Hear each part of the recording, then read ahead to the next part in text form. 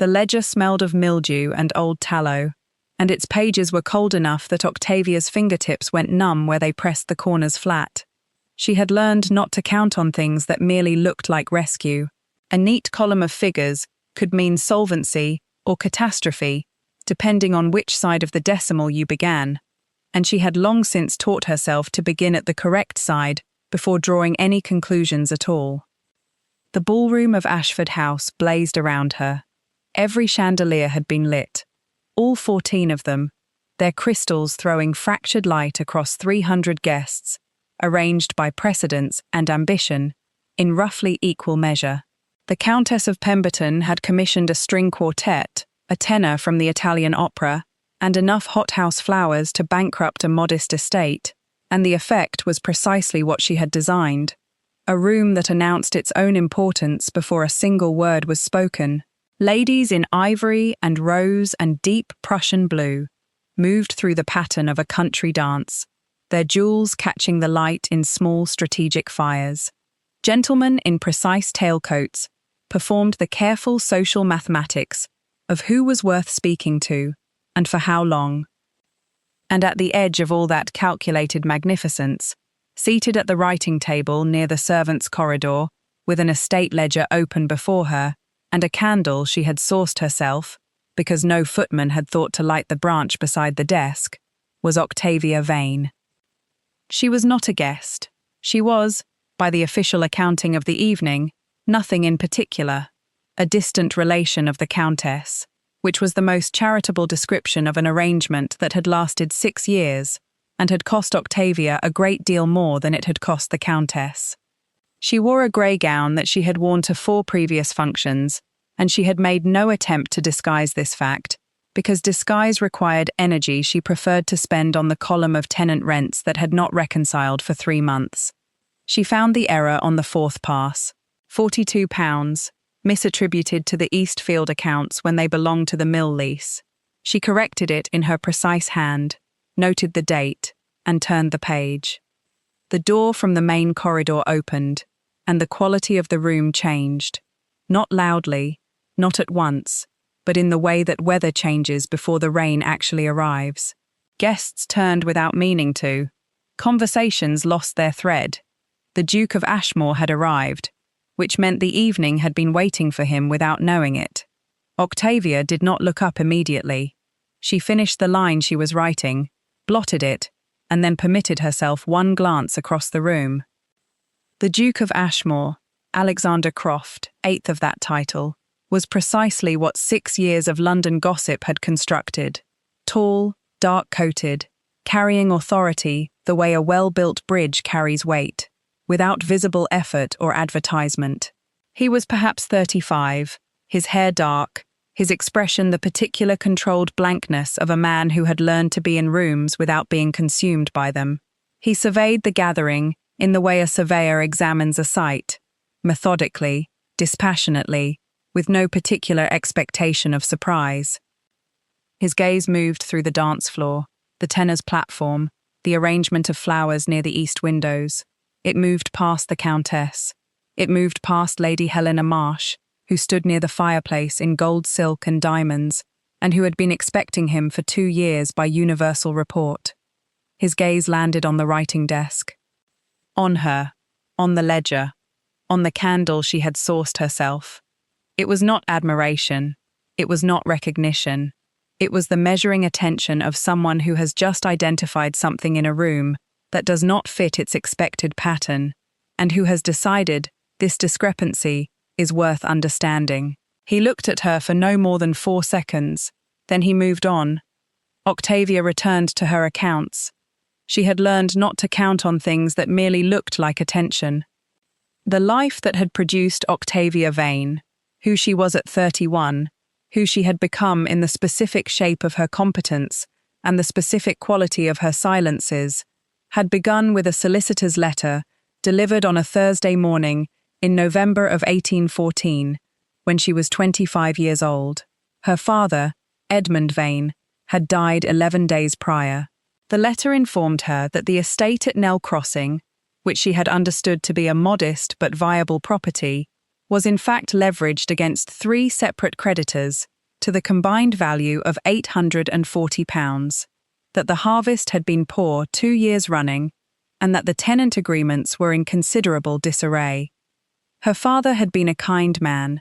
He had also been the variety of kind man who believed that arrangements which made him comfortable could be relied upon to persist, and who had never found the appropriate moment to explain his finances to his only daughter, not from malice, but from the same combination of optimism and avoidance that had produced the 3 creditors in the first place. Octavia had sat with the letter for 1 hour, then she had gone to her father's study, located the account books, and begun reading. What she found was not a disaster. It was something more difficult than a disaster. It was a situation that required sustained and methodical attention across an extended period to resolve, with no dramatic solution available, and no one to share the labor. A disaster, at least, had a clear boundary. This had none. She had managed 19 tenant agreements, 6 of which required renegotiation before the spring planting. She had written to each of the 3 creditors directly, identified which of them had legal priority, and which had been given priority by her father's insufficient understanding of precedents, and negotiated a repayment schedule that extended the debt across 4 years, rather than demanding immediate settlement. She did all of this without informing anyone in her social circle, because there was no one in her social circle equipped to know. She had a neighbour, Mrs. Aldcroft, who brought soup twice a week, and asked no questions, which was the most useful thing anyone did for her in that first year. Nell Crossing's eastern field was producing below its capacity because the drainage was wrong. She had identified this in March of 1815 and had organised the correction in April, negotiating reduced labour costs against a promise of priority harvest access that she had written into the tenant agreement herself, without a solicitor, because a solicitor cost money she did not have. The correction worked. The field produced at 19% above the previous season's yield, which was the margin that allowed her to make the first creditor payment in full, and 3 weeks ahead of schedule. She had been doing this for 3 years when the letter arrived from the Countess of Pemberton. The Countess was her father's cousin twice removed. The connection was thin enough to be largely theoretical, but the Countess had recently lost her own estate manager to a superior position in Derbyshire, and had heard, through the particular channels that move such information in reduced circumstances households, that Octavia Vane was capable. The offer was shelter, a small annual allowance of £30, and the unstated but perfectly clear expectation that Octavia would manage the Countess's accounts, supervise the household, negotiate with the creditors the Countess had accumulated through her own version of her father's optimism, and be available for social occasions in whatever capacity the Countess required. It was not a rescue. It was employment by another name, without the name, because employing a relation of gentle birth was not done. Octavia had understood this precisely. She had also understood that she had very few alternatives, because Nell Crossing's debt was paid, but the estate itself, once the creditors were settled, had produced barely enough to survive, and nothing like enough to establish any position. She had accepted. She had done so with clear eyes, and without ceremony, and she had set about learning the Countess's estate accounts with the same methodical attention she had brought to her father's. In 6 years she had saved the Countess from 2 significant creditor actions, reorganised the household accounts to produce an annual saving of approximately £90, negotiated a wool contract with a Lincolnshire merchant that had increased the estate's income by £110 per annum, and managed the social calendar of a demanding woman of title with sufficiently quiet efficiency that the Countess had never once been embarrassed. In return, she had received her £30 a year, the grey room at the back of the house, and the steady social invisibility of a woman who was present at every event but invited to none of them. There had been one moment in the 3rd year when she might have broken. The Countess had given credit, publicly, at a dinner before 12 guests, for the renegotiated wool contract to her own acumen. had praised her own good sense in selecting the Lincolnshire merchant, had smiled with warm authority, and accepted the compliments of the assembled company, while Octavia sat at the lower end of the table with her accounts in her lap. She had pressed one hand briefly against the cold wall of the corridor afterward, in the dark, and had stood there for perhaps 90 seconds. Then she had picked up her list and returned to the morning room. She was not going to become less than she was, because no one was looking. That had seemed to her both obvious and necessary, and it remained so. There had been one person, in all those years, who had seen her plainly. Mr. Gerald Hawes, the Countess's solicitor, retired now, kept on as an advisor by habit and mutual convenience, had watched her renegotiate a lease agreement at the kitchen table one afternoon in 1817, with a Lincolnshire creditor who had arrived unannounced and aggressive. She had been calm. She had been specific. She had produced 3 documents the creditor had not expected and had reduced his claim by £60 in 20 minutes. When the creditor left, Gerald Hawes had looked at her across the table and said, very quietly, "You are wasted here, Miss Vane." She had thanked him. She had not agreed or disagreed. She had filed the documents. That was the only time, in 6 years, that anyone had named what she was doing. She had not forgotten it. The Duke of Ashmore had not intended to attend the Countess of Pemberton's autumn assembly. He had been committed to an evening at his club, followed by a review of the Ashmore estate accounts with his London solicitor, and he had no particular connection to the Countess, who was a perfectly unremarkable member of his social orbit. But Gerald Hawes had sent him a letter in September, and the letter had contained a single sentence that Alexander Croft had read 4 times before folding it and setting it carefully on his desk. The sentence read, "There is a woman managing this household whose quality of mind I have not encountered in 30 years of practice, and whose situation is one which a man of your position might reasonably address, if he were inclined to look." Alexander had been inclined to look for a specific reason that had nothing to do with the Countess's household. The Ashmore estate in Wiltshire had been without a competent manager for 14 months.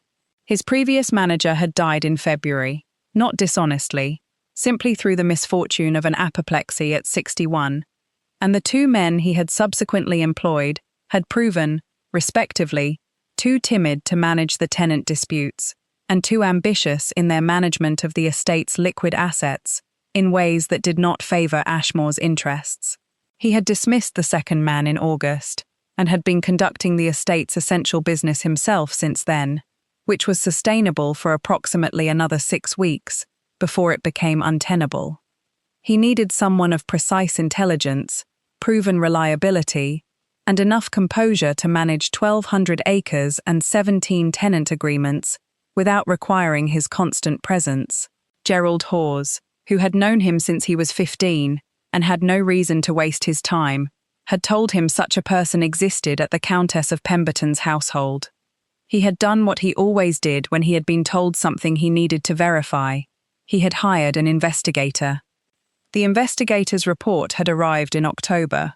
It was thorough. It documented, with specifics he had not expected, the wool contract renegotiation, the drainage correction in the eastern field, the creditor actions averted, the account savings compounded across 6 years. The report contained a detail that the investigator had clearly included as a footnote, but which Alexander had found more significant than anything else. That in 1815, at 26 years old, Miss Octavia Vane had written her own tenant agreement amendments, without legal counsel, and that those amendments had subsequently been examined by a Lincolnshire solicitor who had described them as remarkably sound in their construction. He had read that particular page 3 times. He had gone to the assembly. He had looked at the woman at the writing desk with the candle she had sourced herself, and he had understood, in the way one understands structural things rather than decorative ones, that Gerald Hawes had not overstated his assessment. He did not speak to her that evening. He was not in the habit of making approaches he had not fully considered, and there were several considerations still requiring his attention. principally the question of how to make such an offer to a woman in her situation without the offer reading as something other than what it was, and the secondary question of what, precisely, his own position required him to consider about a woman who was not of rank, not of fortune, and not of the social credential that his father, the Dowager Duke, would recognize as acceptable to the Ashmore name. He thought about this for 3 days. He thought about it with the same precision he brought to all decisions that had significant structural consequences. On the 4th day, he sent Gerald Hawes a note. He would call at the Countess's house on Thursday morning.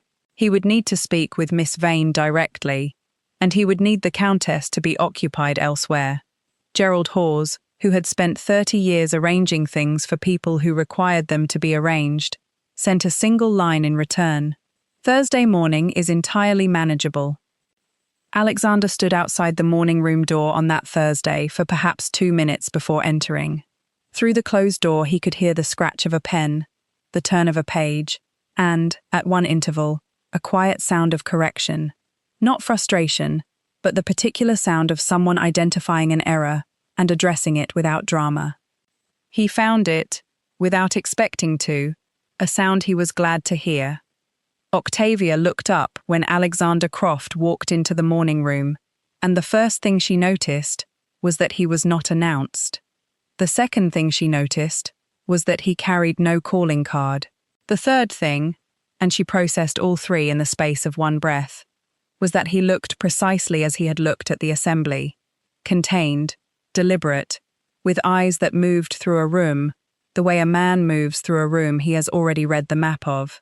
"Miss Vane," he said. It was not a greeting so much as a confirmation. "Your Grace," she said, and set down her pen, because the situation required it, though she noted her place in the column with a careful finger first. "I have read a report," he said, without preamble, and set it on the table between them.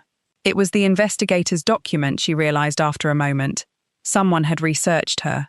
She felt the particular stillness that descends when something you have understood theoretically becomes suddenly actual.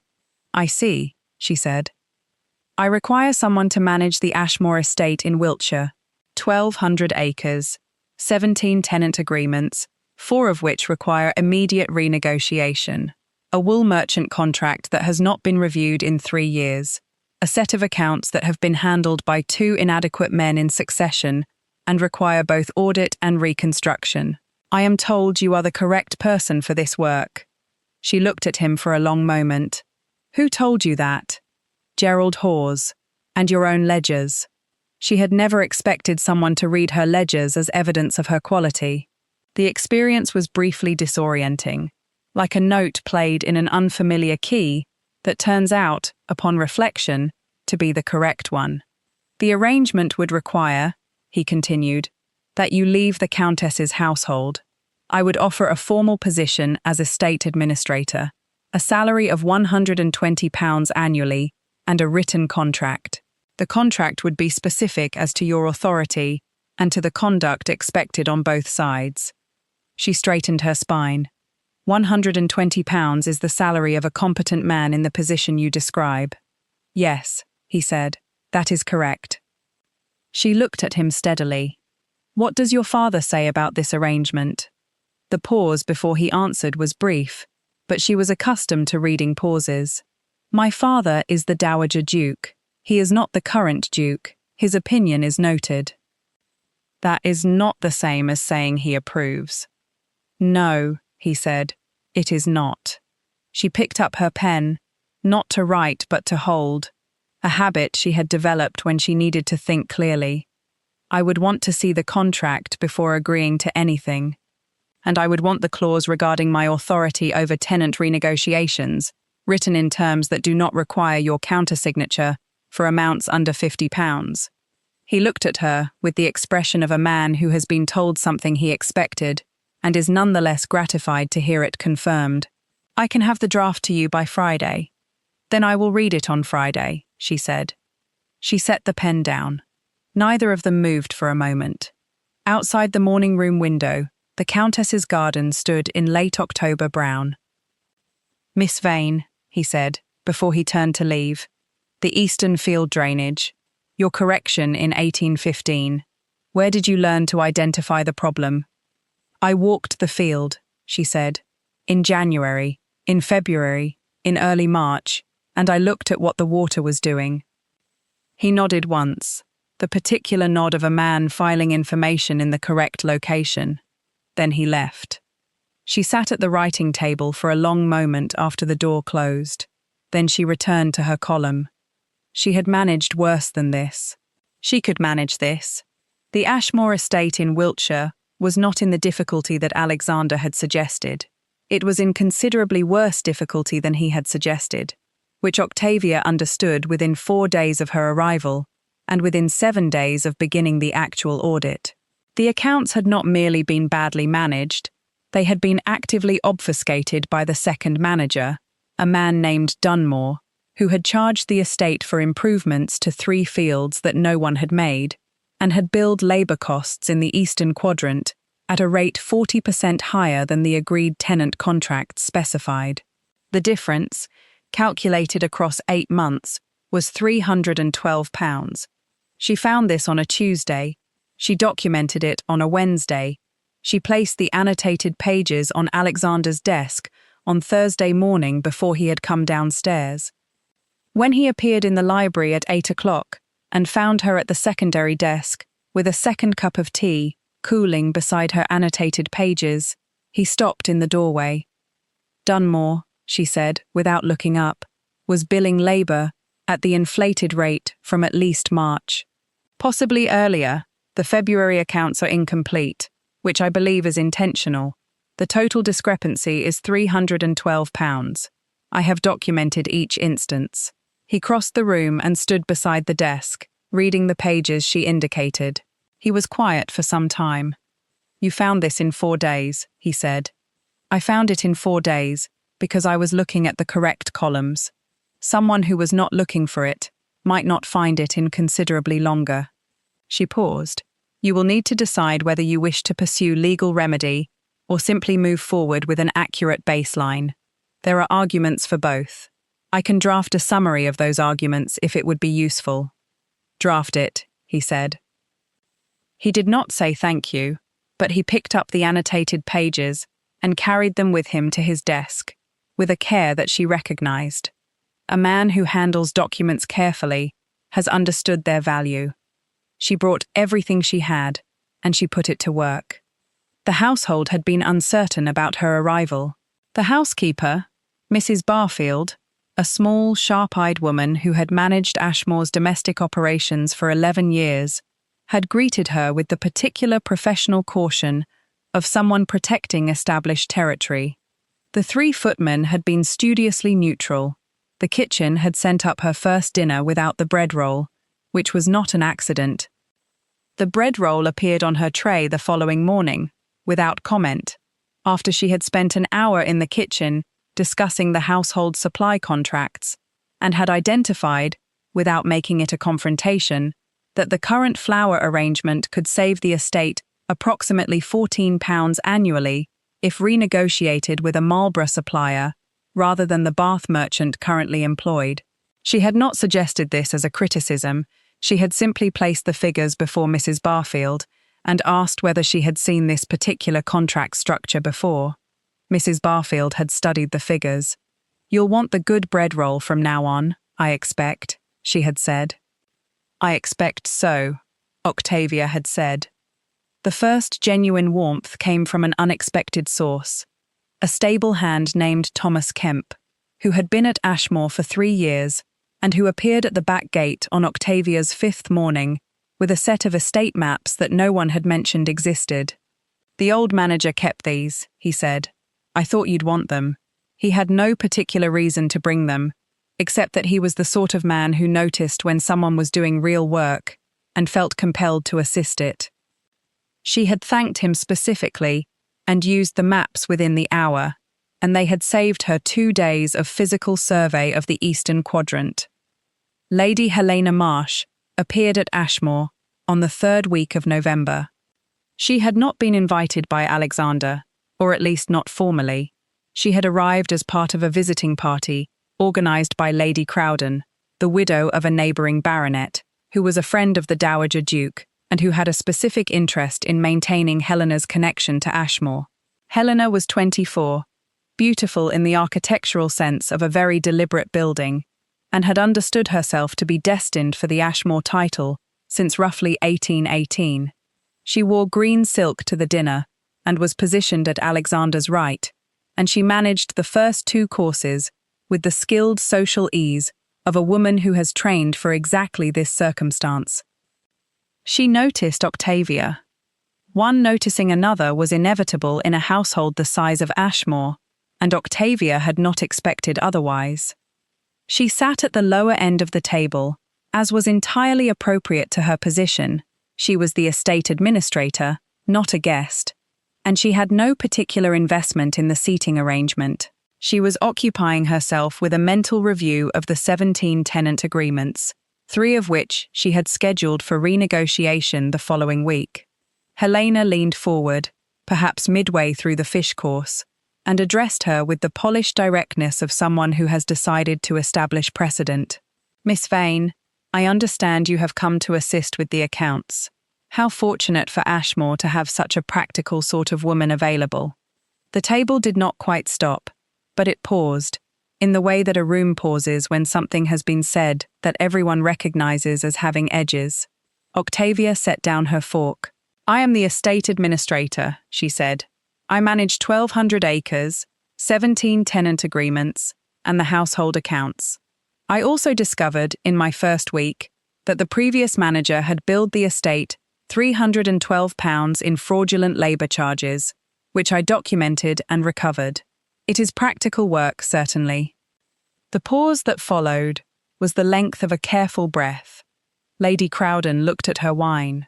One of the gentlemen at the upper end of the table turned his head with an expression of recalibrated interest. Helena recovered with the ease of long practice. "How capable," she said, pleasantly, and returned to her fish. Octavia picked up her fork and returned to her tenant agreements. The Dowager Duke, Aldous Croft, arrived at Ashmore in the second week of November. He was 68, and he moved through his son's estate with the particular authority of a man who considers it still, at some fundamental level, his own. He was not unkind, he was simply very clear about what the Ashmore title required and what it could afford to associate itself with, and both of these things were expressed as statements of structural fact, rather than personal preferences. He and Octavia encountered each other in the library on his second morning. She was at her desk. He stopped in the doorway in the same way his son had stopped, though the quality of the pause was entirely different. "You are the administrator," he said. "Yes, Your Grace. My son tells me you found a discrepancy in Dunmore's accounts." £312 across 8 months, she said. "Fraudulent labour billing. I documented each instance." He stepped into the room and looked at the desk, at the organised stacks of ledgers, the annotated pages, the map of the Eastern Quadrant pinned to the board behind her chair. He looked at it with the eyes of a man who knows what organised competence looks like and has seen its absence recently enough to recognise the contrast. "My son has made an unusual decision in your appointment," he said. "Yes," she said, "I am aware. I want to be clear, Miss Vane, that my concern is not with your abilities. It is with the question of what an administrator's position at Ashmore suggests to the county, to the estate's investors, and to the families who have maintained a connection to this title for 3 generations. He paused. "It suggests a disruption of something structural." She looked at him steadily. "I can appreciate that concern, Your Grace. My position here is to manage this estate competently. I have no interest in disrupting anything structural." She held his gaze a moment longer. "Though I would observe that £312 in fraudulent charges over 8 months is itself a disruption of something structural, and it was not I who caused it." Aldous Croft looked at her for a long time. He did not smile. He was not the variety of man who smiled readily. But something in his expression shifted. Not agreement, not warmth, but the specific movement of a man adjusting his assessment in the light of new information. He left without further comment. She returned to her tenant agreements. She had managed worse than a dowager duke. She could manage this. In December, Alexander came to find her in the garden at dusk. This surprised her.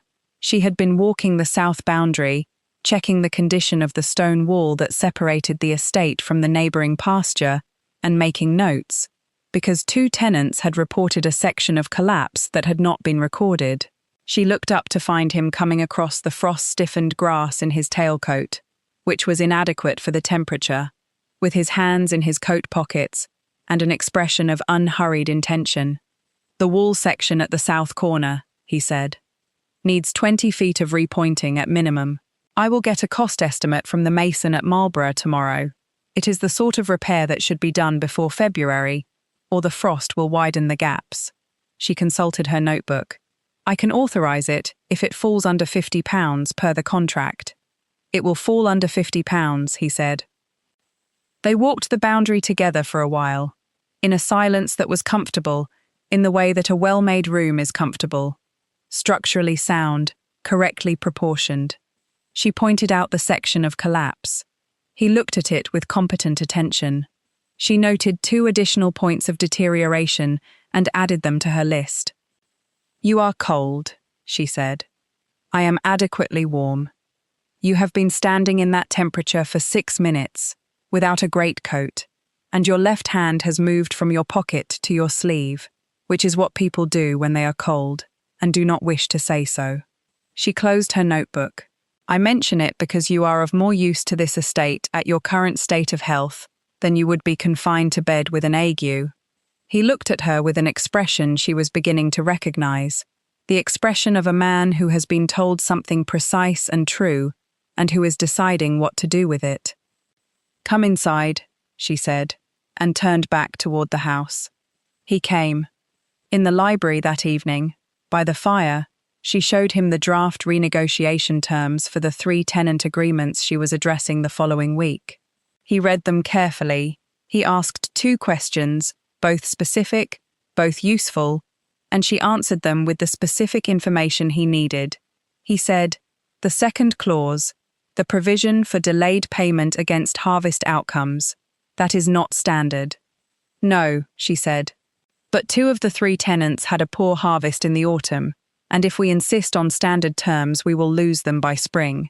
These terms preserve the estate's income across a 2-year horizon while giving the tenants enough space to recover. The net result for Ashmore is better than enforcing strict terms would produce." She showed him the figures. He studied them for some time. "I would not have seen it that way," he said.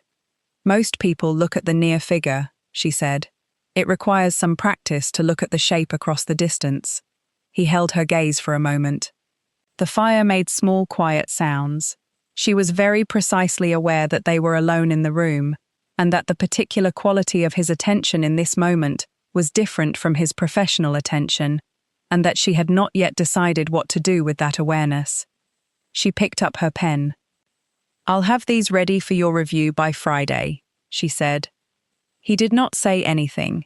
He simply stayed at the table for another hour, working at his own papers, and she worked at hers, and the library was warm and very quiet, and she found she did not mind the company at all. It was not rescue. It was not even recognition, not yet, but it was something she had not experienced before, the simple experience of being in the same room as another person and finding it, without drama or expectation, easier than being without them. She had, she realized, been without them for a very long time. The accounts she found in late December were not Dunmore's. They were older, 23 years older, and they pertained to the Ashmore Estate's secondary trust, a fund established by Alexander's grandfather for the specific purpose of estate maintenance. The fund existed. She found it in the older ledgers she had been auditing as part of the baseline reconstruction. It had not been mentioned in any document she had been given, and when she traced its current balance through 3 years of transactions, she understood why. The fund held approximately £4,080. Someone had been drawing on it. Small, regular withdrawals over the past 3 years, each individually small enough to escape notice, collectively significant. She traced the withdrawals authorization through the records. The handwriting was Dunmore's. The countersignatures were those of a man named Alderton, who was the estate's London accountant, a person she had not yet been formally introduced to, but who was listed in the Ashmore correspondence as managing the investment portfolio. She sat with this information for 24 hours before she presented it. She used that time to reconstruct the complete withdrawal history, identify the account into which the funds had been directed, and assemble the documentary chain as clearly as she could make it. She annotated every page. She numbered them consecutively. She prepared a summary table at the front. When she placed the assembled documents before Alexander on a Thursday morning in January, his expression did not change immediately. He read, he turned pages, he went back and reread the summary table. "Alderton," he said. "Yes," she said, and Dunmore was his instrument. The withdrawals required Dunmore's estate authorization and Alderton's London confirmation. Neither could have done it alone. She paused. "The fund was not mentioned in the briefing documents I was given. I believe it was omitted deliberately." He looked at her. "How long have you known?" 24 hours. I spent that time completing the documentation so that you would have everything you needed before deciding how to proceed." He was quiet for a longer time than was usual for him. She watched him understand the full weight of what she was presenting, not only the financial loss but the breach, the deliberateness, the duration. "Your Grace," she said carefully, "there are several ways to address this. I can explain each of them, with their likely outcomes, if you would like to hear them." "I would," he said. She explained. She was specific and organized, and she did not editorialize. She presented the documents as what they were, evidence, assembled and annotated by someone who had looked at the correct columns. He listened without interrupting, which she had come to understand was one of the things he did when he was paying the most serious attention. She had managed 19 tenant agreements and 3 creditors and 6 years of invisibility. She could manage this too, and she did. The matter of Alderton and Dunmore's fraud was to be presented before the Ashmore Investor Council in the second week of February. The council consisted of 7 men, investors and family advisors who maintained a formal relationship with the Ashmore estate's financial operations and whose collective credibility had been compromised by Alderton's access, since Alderton had been recommended by 2 of them. They were not, as a body, eager to have this meeting. Alexander had required it. They met in the east drawing room, which had been arranged for the purpose. A long table, chairs for the council, a separate table to one side for the documents. Octavia stood at that separate table. She had arrived 40 minutes before the council and arranged the annotated ledger pages in precise sequence, numbering them again at the top corners in case of confusion, and placing the summary table in 3 copies, one for the council, one for Alexander, one for her own reference. She wore a dark blue gown she had made herself from good quality wool, bought with money she had saved for the purpose. She wore no jewels. She did not think about any of this consciously. She thought about the documents. Lady Helena Marsh was also present, which Octavia had not expected. She sat at the far end of the room, near Lady Crowden, in the kind of composed and spectatorial arrangement that announced itself as moral support for the appropriate party. The Dowager Duke sat at the council table. He had not told his son whether he intended to support or oppose what was about to occur. The council arranged itself. Alexander took his seat. He looked once at the document table and at Octavia, with the specific calm expression that she now understood meant he had made his decision and was prepared to hold it. "Gentlemen," he said, "Miss Vane will present the findings of the estate account audit she has conducted over the past 3 months. I would ask you to direct any procedural questions to her directly." The council looked at her. One man, Ellsworth, a banker, who had recommended Alderton, made a sound that was not quite a protest, but had the shape of one. Octavia began. She did not argue. She did not plead. She presented. She moved through the documents in the order she had arranged them, naming each one, its date, its content, the specific figure it documented. She explained the withdrawal mechanism, how Dunmore's estate authority and Alderton's London confirmation had been used in combination. She placed the summary table before the council with the accumulated total, £4,080, withdrawn across 3 years, in amounts that individually fell below the threshold that would have triggered automatic review. The design of the mechanism, she said, was deliberate. Each individual withdrawal was small enough to pass unnoticed against the estate's operational costs. The pattern only becomes visible when the withdrawals are aggregated across the full period and traced to their destination account. She set the final annotated page on the table. That is what I have done here. The room was very quiet. Ellsworth said, "Where did you obtain authorization to examine these accounts?" His tone was not quite accusatory, but it had the structure of an accusation, dressed as a procedural concern. She looked at him with the particular stillness of someone who has been asked a deflecting question and has chosen to answer it precisely. "My contract as estate administrator grants me full access to all Ashmore accounts for the purpose of audit and management. Page 1 of the contract, Clause 2, specifies this without restriction." She paused. "I can produce the contract, if the council would find that useful." Ellsworth did not say anything further. Another member, Graves, the eldest of them, who had known Alexander's grandfather, had been reading the summary table with the close attention of a man who has spent 40 years reading financial documents and is now reading one more. He set it down. "This is thorough," he said. It was not praise, precisely. It was the acknowledgement of a man who recognizes craftsmanship and cannot honestly deny it.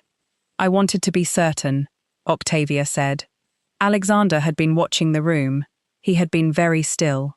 He now stood. "This estate has been defrauded," he said. "The evidence is before you, and it is unambiguous.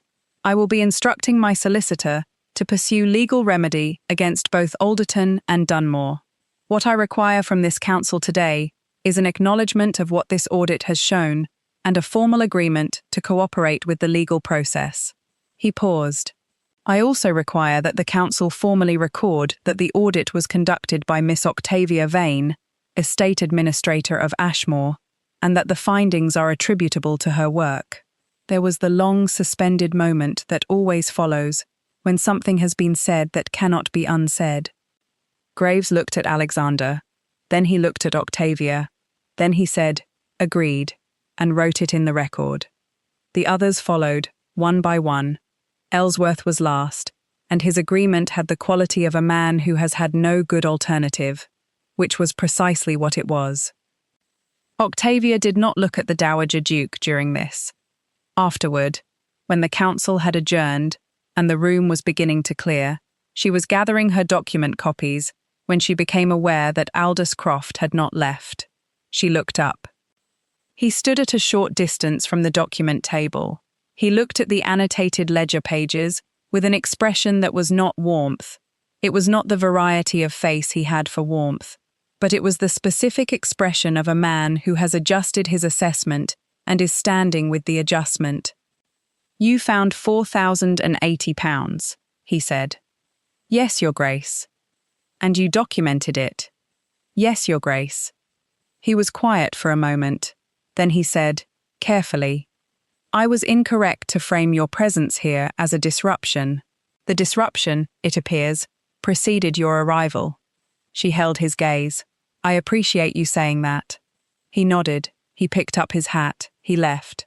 It was not warmth, and it was not an apology, but it was the truth, spoken by a man who had arrived believing one thing and was leaving believing another, and that was, in her experience, as much as one could reasonably ask of anyone. She stacked her documents, tied them with the cord she had brought for the purpose, and set them in her case. The person being overlooked in any room is often the person keeping the room standing. She had kept this room standing. Now the room knew it. From across the chamber, Alexander was being held in conversation by Graves and two other council members. He looked over their heads and found her. He did not signal. He did not gesture. He simply found her with his gaze, the way you find something you have been keeping track of in a crowded space, and he held it there for a moment, and then returned his attention to Graves. She picked up her case. She walked toward the door. In the corridor outside, she pressed one hand briefly against the wall, the same gesture she had made 6 years ago in the Countess's house, in the dark, and then she straightened her spine and went to prepare the tenant meeting for the following morning. He came to the library that evening at 9 o'clock. She was at her desk. The fire was low, and she had not bothered to add to it, because she had expected to be finished within the hour. He did not sit.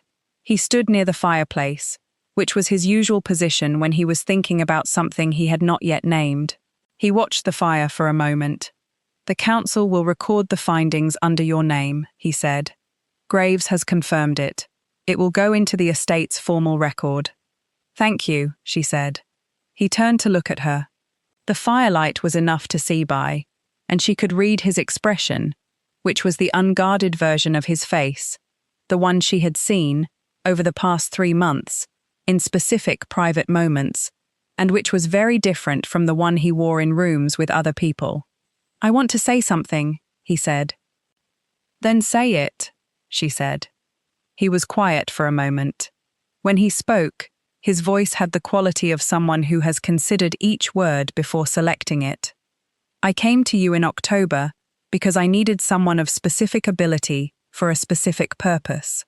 That was true, and it remains true, and I do not want you to think I have forgotten it." He paused. "But I am aware that what has happened in the time since is not contained within the terms of the contract." She set down her pen. "No," she said, "it is not." "I am also aware," he said, carefully, "that a formal offer of a different kind would present difficulties. For you, for this household, for the question of what the county would conclude, and I am not someone who makes decisions without thinking through the consequences." "No," she said, "you are not. Neither am I." He crossed the room and stood at the edge of the desk's light. He was close enough that she could see the precise lines of his face, the controlled stillness that was, she had come to understand, not absence, but the management of something present. "Then you will allow me to say," he said, "that I would prefer to think about those consequences with you, rather than on your behalf, and that if you are willing to consider a proposition of that nature, I would like to have that conversation." She looked at him for a long, considered moment. She thought about what he was offering, and she thought about what it would cost her if she accepted, and she thought about what it would cost her if she did not. She thought about this completely, with the same precision she brought to everything that mattered. Then she said, "I am willing to have that conversation." He nodded once. He did not reach for her hand, because it was not the moment for that, and they were both people who understood what moments required. He went to his chair. She returned to her ledger. But the library was warm, and she found herself working more slowly than usual, in a way she did not try to correct. He asked her properly 2 weeks later, not in the library, not in the garden, but in the small study off the morning room, where she had first laid out the Alderton documents, which she had always felt was the correct room for things that required precision. He sat across from her without preamble, in the chair on the other side of the desk, and he said, "I am asking you to marry me, not because it resolves a question of household management, or because it is the arrangement that the investor council will find most convenient, or because it is in some technical sense the appropriate next step." He paused. "But because in 3 months you have been the most honest person I have encountered in this house, or in considerable time before it, and because I find that I have arranged my days around the places where I am likely to encounter you, and that this was not a decision I made, so much as one I discovered, and because I think you are the only person I have ever met who would check my contract clause before agreeing to anything, and I find that I would rather have someone who does that than someone who does not." She looked at him. She thought about it completely, as she did everything. "The clause regarding my authority over estate decisions in your absence," she said. "I would want it broadened." "I expected you would," he said. "I have already asked the solicitor to redraft it." She was quiet for a long moment. Then she said, "Yes." He came around the desk. He took her hand, the bare hand she had offered, in the specific way of a woman who has decided to offer it, and held it for a moment. "Good," he said, quietly. It was not particularly eloquent. She found she did not mind. They were married in March, at the Wiltshire Parish Church, on a bright, cold morning, when the frost had not yet left the grass. The ceremony was small by the standards of a ducal title, and large by the standards of Octavia's previous experience of events at which she was the subject, rather than the administrator. Gerald Hawes attended and cried, which he would have denied if asked. Mrs. Barfield had organised the household breakfast with a proprietary warmth that surprised no one who had been paying attention. Thomas Kemp had, without being asked, put white ribbon on the stable gate. Helena Marsh attended the county assembly the following month, and did not mention the marriage, except in the most polished terms of congratulation, and Octavia, who had no particular interest in Helena's feelings about the matter, thought this was probably the most dignified outcome available, and was satisfied with it. The Dowager Duke attended the wedding. He sat in the second row, in his best coat, and he watched the ceremony with the expression of a man who has arrived at a conclusion through a process that cost him something, and who has decided to stand by the conclusion regardless. After the ceremony, he shook Alexander's hand, and he inclined his head to Octavia, and he said, "You will do well with the estate." It was not a compliment in the conventional sense. It was the truth, offered without ceremony, by a man who valued truth over ceremony. She had found, in her experience, that this was a better variety of compliment than most. She had the tenant agreements renegotiated by April. All 17 were in order. The wool merchant contract was reviewed in May, and the new terms added £22 annually to Ashmore's income. She wrote them herself and had the solicitor review them as a formality, which the solicitor did carefully, and returned with a note saying they were constructed with admirable specificity. The eastern field at Ashmore had a drainage problem that was similar in type to the one she had addressed at Nell Crossing in 1815, though different in its specifics. She walked the field in January, in February, in early March, and she identified the correction needed and organised its implementation in April. The field produced at its best yield in 6 years by the following autumn. In the library, she began to compile what she privately called the Ashmore Estate Manual, a set of annotated accounts, operational notes, tenant agreement structures, and management principles that documented not only what she had done, but how and why she had done it. She had not been asked to compile this. She compiled it because it seemed necessary, and because she had spent 6 years watching what happens to an estate when no one has left an adequate record. When neighbouring landowners began inquiring, first quietly and then more formally, about the principles she had applied to the Ashmore recovery, she found that she had something useful to show them. By 1823, 4 neighbouring estates had adopted modified versions of her tenant agreement structures, which the county solicitor had begun to refer to informally as the Vane model. She had not named them herself. She saw no need to correct this. James Edmund Croft was born in November of 1820, in the room with the best south-facing window that Alexander had made ready 3 months before he was needed, because Alexander was the variety of person who anticipated requirements. He had dark hair and his father's eyes, and, already, a particular expression of concentrated attention that Octavia recognized with a warmth that was difficult to name precisely, and that she therefore did not try to name. He secured the Ashmore succession in the straightforward way these things are secured, which both she and Alexander had considered without making much ceremony of it. 2 years later, Eleanor Rose arrived, quick, opinionated, with Octavia's precision and Alexander's containment, and Octavia had found, rather to her satisfaction, that she had made the correct kind of life by having both of them in it. By 1824, the estate was producing at its highest level in 20 years. The accounts were clean, the Alderton matter had been resolved through legal remedy, and the recovered funds had been applied to the south boundary wall and to a new drainage project in the western fields that she had been planning for 2 years. The Investor Council met annually, and Graves, who was now 74, had taken to calling her Mrs. Croft, with a particular emphasis that she understood as respect and that she accepted without comment. On a morning in late October of that year, she was at her desk in the library, the same desk she had claimed in her first week, which was now fully hers by every standard anyone cared to apply. And James was in the corridor, making the sound of a small and determined person attempting to outrun his nursemaid, and the fire was well attended, and her tea was hot, and the estate accounts for the third quarter were exactly as they should be. She was aware, without looking up, that Alexander had come into the room.